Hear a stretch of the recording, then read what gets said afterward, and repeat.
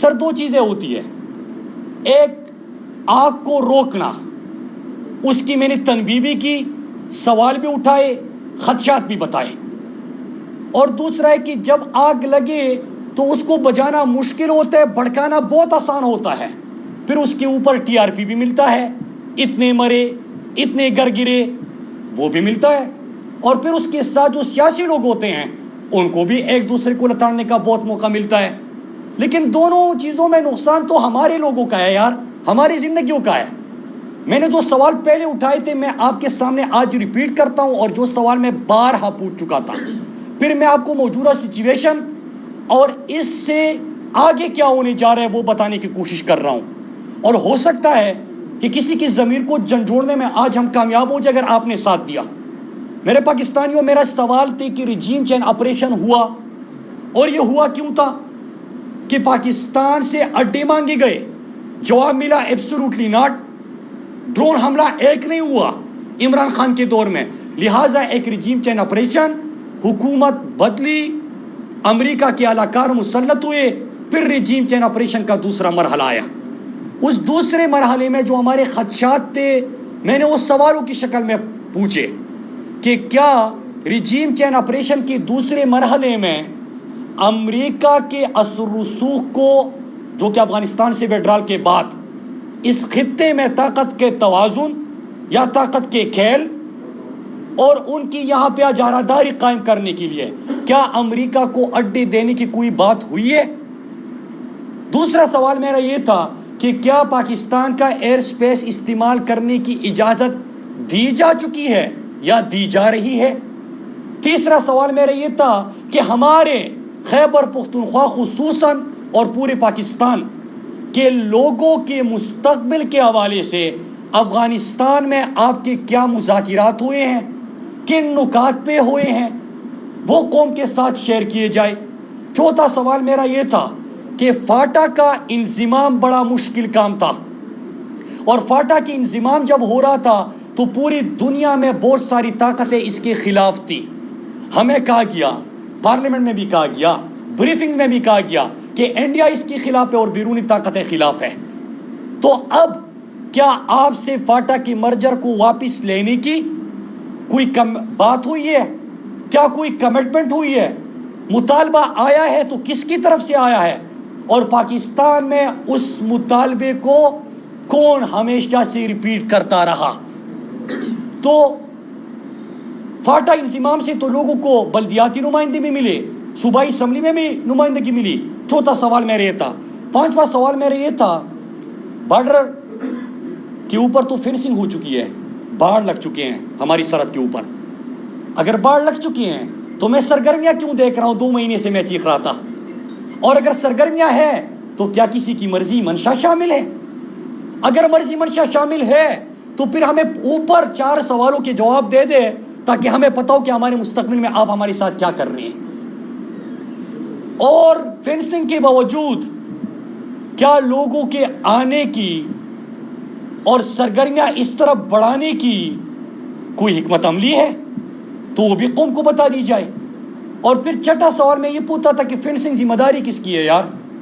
Interior ministry کی ہے، تو انٹیریئر منسٹری تو یہاں پہ روزانہ اس کو اندر ڈالو، اس کے ساتھ یہ کر دو، اس میں مصروف ہے۔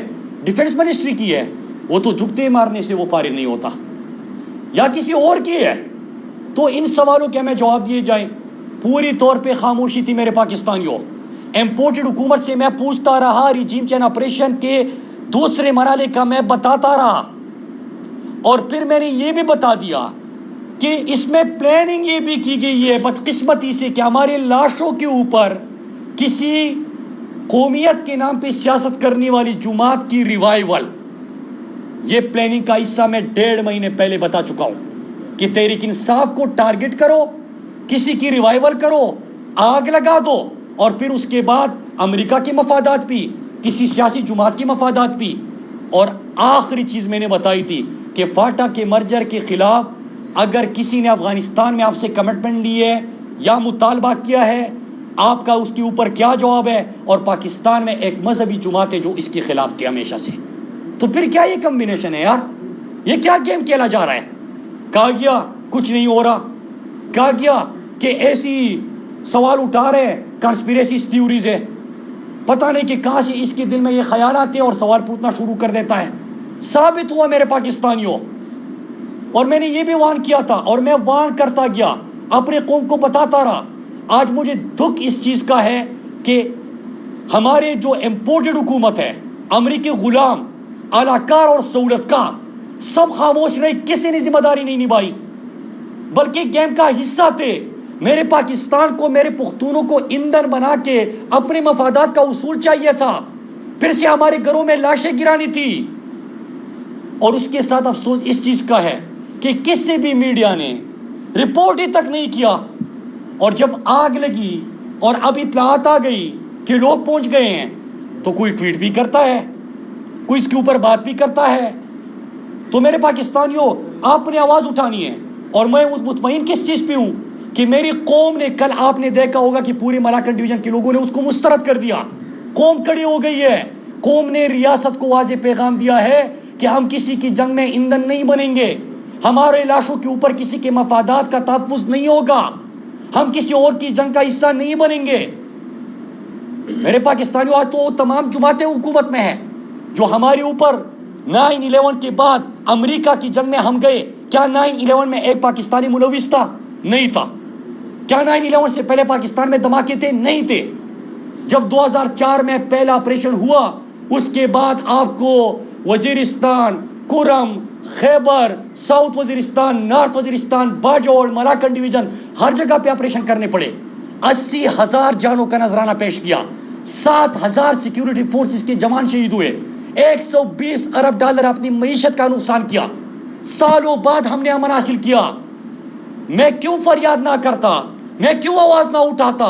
میں کیوں اس کے اوپر گفتگو نہ کرتا کہ جب میں دیکھ رہا ہوں کہ پچھلے 2013 سے پہلے سوات آپ نے دیکھا ہوگا، سب کو دعوت دیتا ہوں کہ آج کا سوات دیکھے، آج کا ملاکنڈ ڈویژن دیکھے، جہاں ایک طرف لاشیں گرتی تھی، سکول تباہ تھے، سڑکیں تباہ تھی، لوگوں میں خوف تھا، کاروبار تباہ تھے، سیاحت ختم ہو گئی تھی۔ آج سوات میں یونیورسٹیز بن چکی، اسپتال بن چکے، سڑکیں بن چکی، موٹر ویز بن چکی، سکول بن چکے، سیاحت کا فروغ ہو گیا۔ صرف اس عید الاضحیٰ پہ 3 لاکھ گاڑیاں ملاکنڈ ڈویژن آئی، لوگوں کی معاشی سرگرمیاں شروع ہو گئی، لوگوں کا بدحالی سے خوشحالی تک سفر ہو گیا۔ میں نے اپنے ہاتھوں سے اپنا سوات منایا ہے، میں کیسے کسی کی حوالے کر سکتا ہوں؟ میں کیوں اس کے اوپر بات نہ کرتا؟ میں آپ سے پوچھتا ہوں، جو فیصلے کرتے ہیں کہ فیصلے کرے یار، امریکہ کی غلامی کرنی تھی، کر لی، پاکستانیوں کے اوپر مسلط ہونا تھا، مسلط ہو لیا، 1100 ارب کے کیسز معاف کرانے تھے، کر دیے، لیکن میری زندگی سے تو مت کہہ لو یار۔ ہمارے لوگوں نے، آپ کو یاد ہے کہ ایک ایک گھر سے جنازے اٹھے تھے جب انہوں نے ڈرون حملوں کی اجازت دی۔ نواز شریف اور شہباز شریف مشرف کے دور میں 400 ڈرون حملے ہوئے تھے۔ ایک ڈرون حملہ ہوتا تھا، اس سے دہشت گردی میں مزید اضافہ ہوتا تھا۔ عمران خان کے دور میں تو ایک ڈرون حملہ نہیں ہوا تو دہشت گردی بھی نہیں تھی۔ عمران خان نے تو امریکہ کو اڈے نہیں دیے، ایبسولوٹلی ناٹ کا، کوئی دہشت گردی نہیں تھی۔ تو پھر ہمارے امن کو تباہ کرنے کے لیے یہ کون سی پالیسیز ہوتی ہے؟ یہ کون سی عقل کی بات ہے جو اس میں 13 جماعتیں اس وقت شامل ہیں امریکہ ریجیم چینج آپریشن میں اور اس کے دوسرے مرحلے میں؟ یار آپ نے اس ملک میں رہنا ہے، اس ملک میں سیاست کرنی ہے۔ جب آپ کے امپورٹڈ وزیر اعظم وہ بیٹا ہو جو کہ نعرہ لگائے، تقریر میں کہے کہ میں القاعدہ کو کہتا ہوں، طالبان کو کہتا ہوں کہ پنجاب کے اس پار جو کرنا ہے وہ کر لے، اٹک کے اس پار جو کرنا ہے کر لے، یار یہ انسان ہے یار۔ دوسرا یہ کہ دہشت گردی، طالبان، یہ تو آپ لوگوں کا آپس میں تھا، ادھر آپ مار رہے تھے، ادھر وہ آپ کو مار رہے تھے۔ ہم تو امن کے دائی ہیں، ہم نے تو نہ ڈرون حملوں کی اجازت دی، نہ ہم نے اڈے دے دیے، نہ ہم نے جنگ کی بات کی، ہم نے تو ترقی دی ہے، ہم نے تو خوشحالی دی ہے، ہم نے تو امن دیا ہے، ہم نے تو معاشی سرگرمیاں دی ہے، ہم نے تو لوگوں کی زندگیاں بدلی ہے۔ دیکھ لو نا آج کا سوات، دیکھ لو کہ وہاں پہ کتنا سفر طے ہوا ہے، دیکھ لو خیبر پختونخوا۔ تو پھر کیوں ہماری زندگی اس سے کھیل کے ہمیں اس طرف لے کے جا رہے ہیں؟ میں وارن کرتا ہوں پھر سے کہ قوم تو کڑی ہو گئی ہے، قوم نے فیصلہ سنا دیا ہے، قوم امن چاہتی ہے، قوم آپ کے گیم ایکسپوز ہو چکا ہے۔ یہ پتہ نہیں ہمارے ساتھ آگے کیا کر رہے تھے۔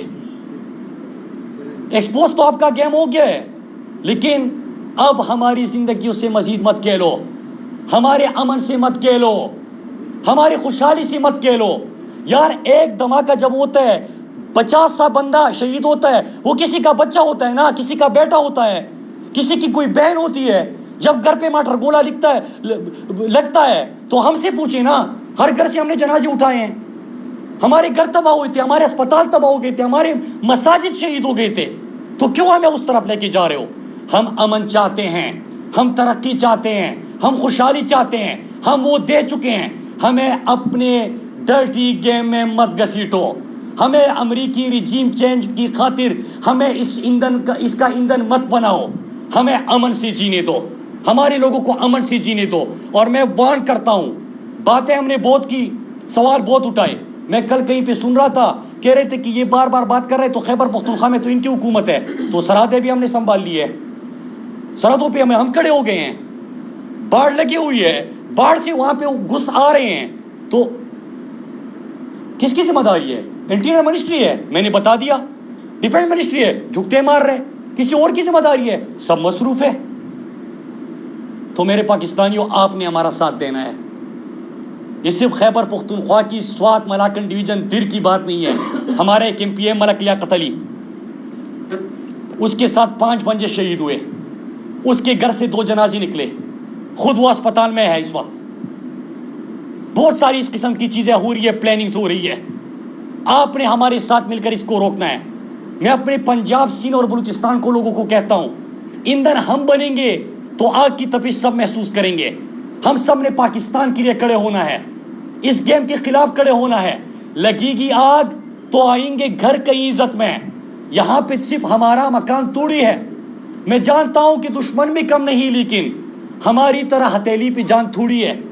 ہم تو اتنا کر سکتے ہیں کہ اپنا حق ادا کر سکے، ہم اپنے لوگوں کی نمائندگی کر سکے۔ نہ اس وقت حکومت میں ہے، امپورٹڈ حکومت ہے، 13 جماعتیں ہیں، ان کی پالیسی ہے، اور پالیسی جو تھی نیشنل سیکیورٹی کی، ابھی پارلیمنٹ کو ایک بریفنگ دی گئی تھی، ہم تو اس میں نہیں ہیں، ہم تو حکومت سے بھی باہر ہے، پارلیمنٹ سے بھی باہر ہے۔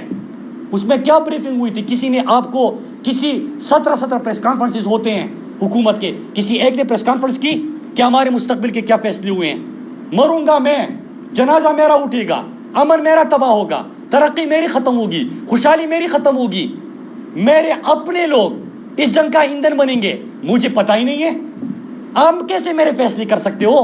آپ ہوتے کون ہو ہمارے لوگوں کو امریکہ کے اوپر بھیجنے کے؟ آپ ہوتے کون ہو پھر سے ہمیں اس کا ایندھن بنانے کے؟ تو میں اپنے لوگوں سے کہتا ہوں، پوری پاکستان سے، خدا کے لیے آواز اٹھائے، خدا کے لیے کھڑے ہو جائے۔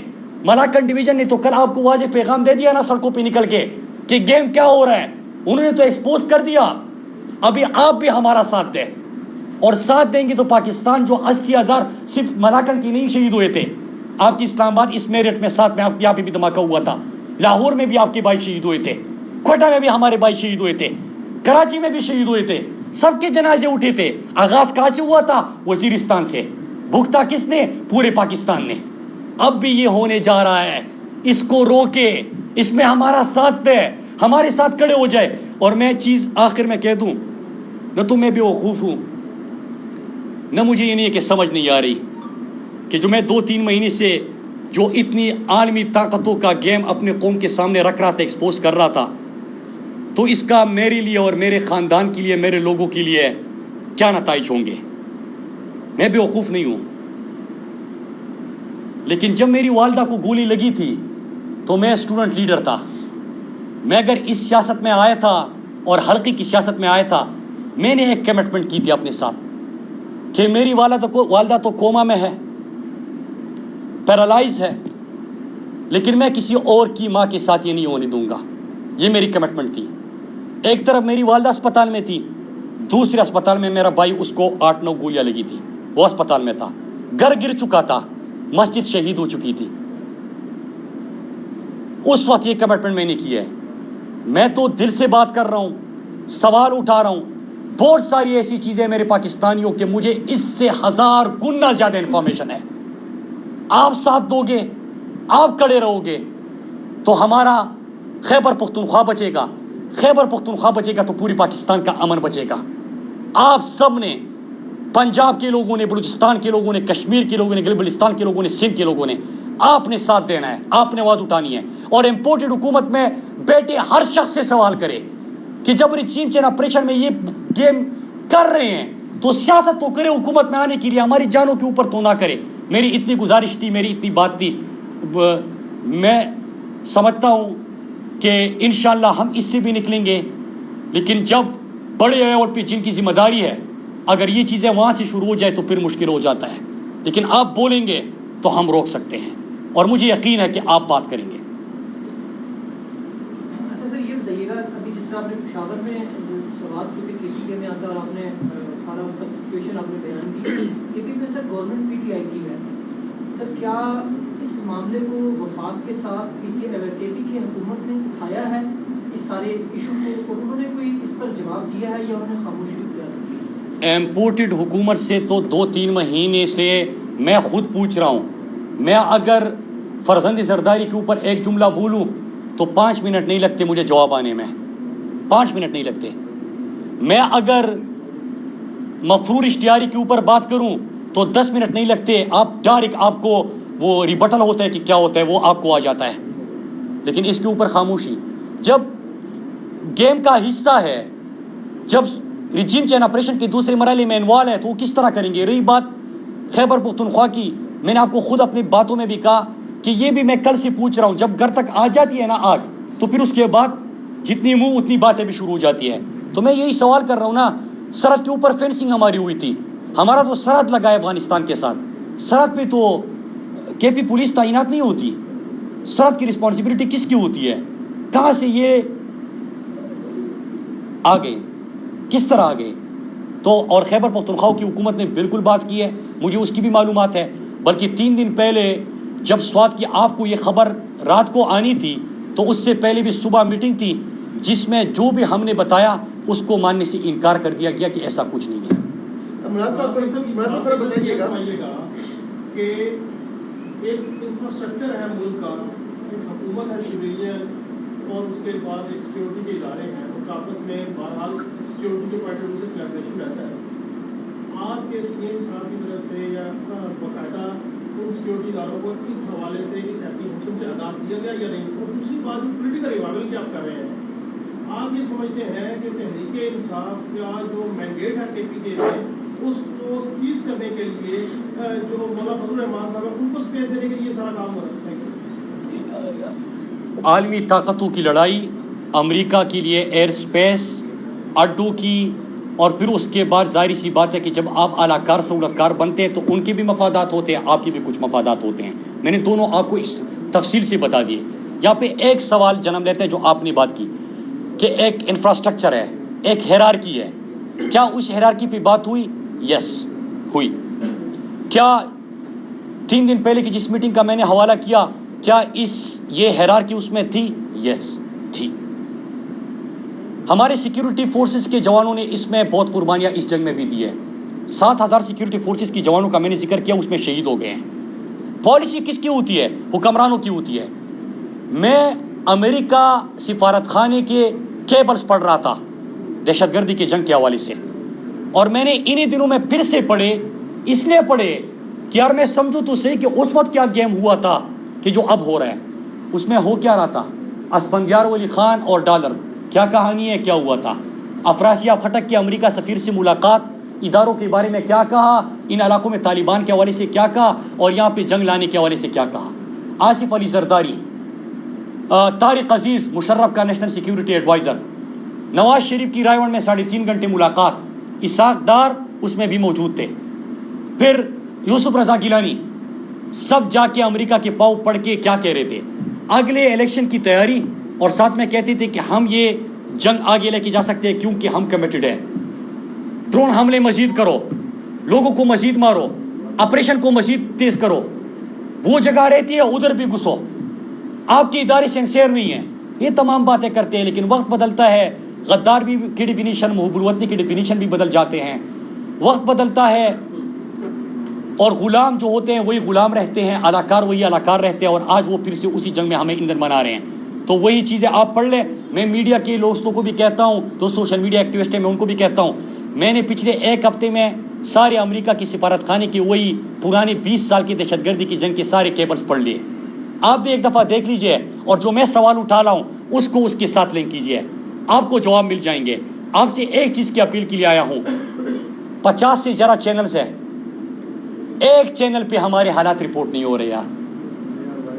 ایئر وائی تو بند کر دیا نا, بول پہ بھی ہو رہی تھی, بول کو بھی دھمکیاں مل چکی ہیں مجھے پتا ہے, ٹھیک ہے, لیکن کر لیے. اور وہ 2 دن سے انہوں نے ایشو اٹھایا, وہ تو چلے گئے. میں آپ کو کہہ رہا ہوں کہ یار ان چیزوں کو کرے, اور جو حالات آ رہے ہیں اس کو رپورٹ کرے.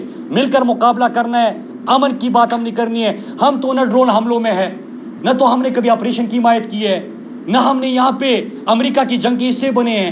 تو ہمارے ساتھ کیا ہے, ہم تو امن والے ہیں یار, امن کے دائی ہیں.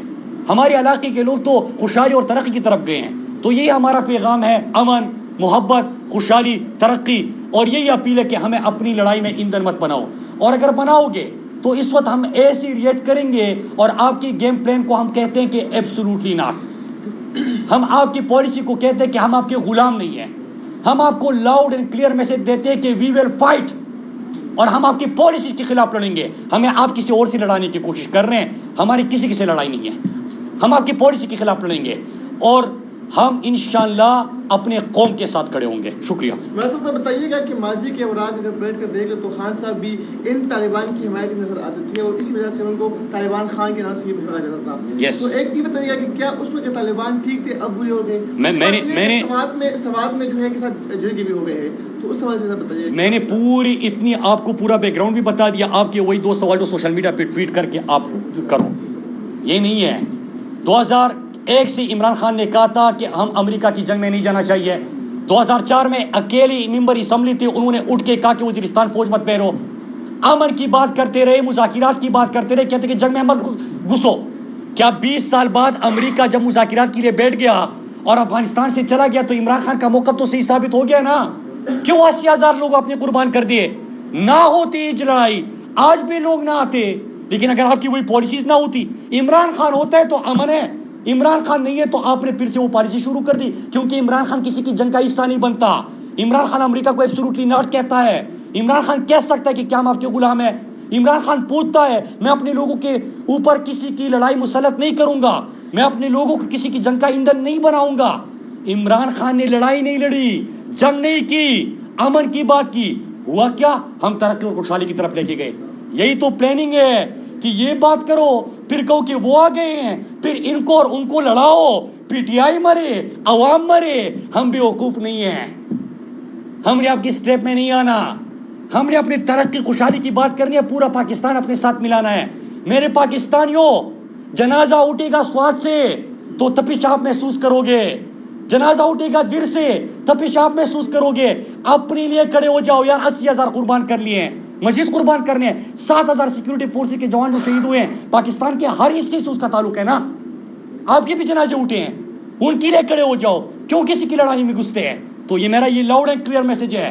آپ لاتے ہو یا آپ اسٹریٹجی بناتے ہو, پی ٹی آئی کو لڑاؤ, دونوں لڑے, اور یہاں پہ امریکہ کو اور ان کے اداکاروں کو موقع ملے آپ کے گیم پلان کا. نو, ایبسولوٹلی ناٹ.